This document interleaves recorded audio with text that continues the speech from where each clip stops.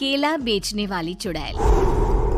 एक बार की बात है, जादूपुर नाम के एक गांव में करतब दिखाती एक औरत एक रेड्डी के लिए गांव में आती है। आइए आइए मेहरबान कदरदान, खाइए रोहड़ा के ताजे ताजे केले। कभी खाए नहीं होंगे ऐसे केले, पीले पीले केले खाइए।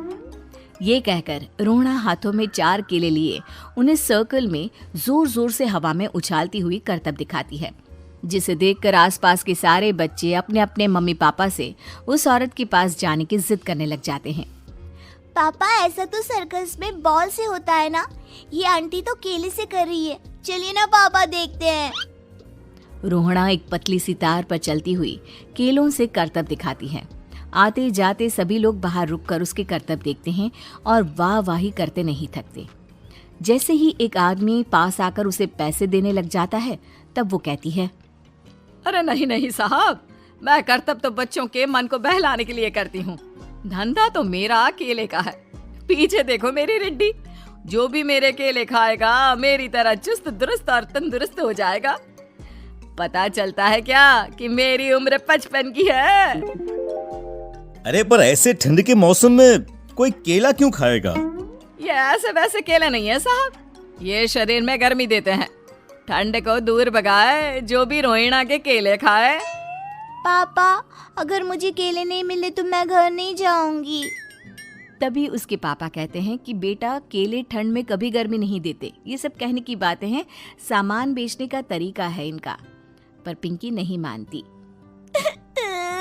मैं केले खाऊंगी। पिंकी की जिद के आगे नत्थू हार जाता है और उसे केले खरीद कर दे देता है। पिंकी खुश होकर केले घर ले आकर खाती है। अब मैं भी करतब करूंगी, कितना मजा आएगा। जादुई केले। पिंकी पहला केला खत्म भी नहीं करती कि वो बेहोश हो जाती है। दूसरे केले से एक काला धुआं आता है और रोहड़ा चुड़ैल बनकर बाहर निकल आती है। मेरे भूतिया केले बच्चे न खाए, ऐसा हो ही नहीं सकता। जादूपुर वालों, कब तक बचोगे? आ गई हूँ मैं रोहड़ा, जिसका कोई नहीं कर सकता सामना।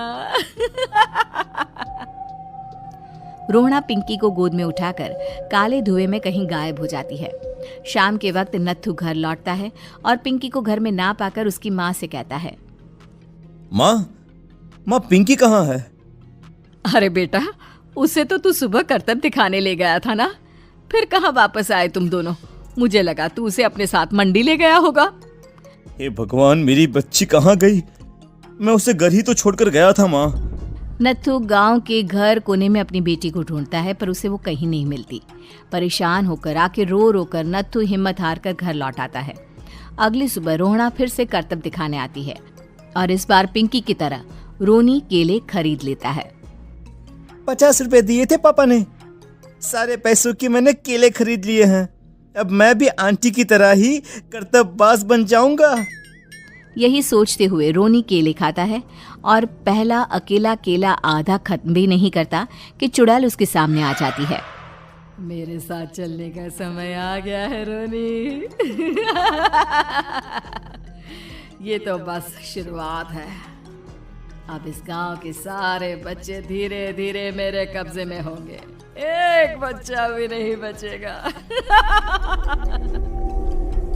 ये कहकर रोना रोनी को गोद में लेकर काले धुएं में अदृश्य हो जाती है। इसके बाद हर रोज गांव में से कोई ना कोई बच्चा गायब होता, पर ऐसा क्यों हो रहा है किसी को भी समझ में नहीं आ पा रहा था। रोज की तरह अपनी बेटी पिंकी की तलाश में नत्थू गांव के एक तालाब के पास बैठा रो रहा था। कहाँ गई मेरी पिंकी? शकुंतला के जाने के बाद एक वही तो मेरा सहारा थी। अरे उसकी आत्मा कोस रही होगी मुझे कि मैं अपनी बच्ची को संभाल भी नहीं पाया।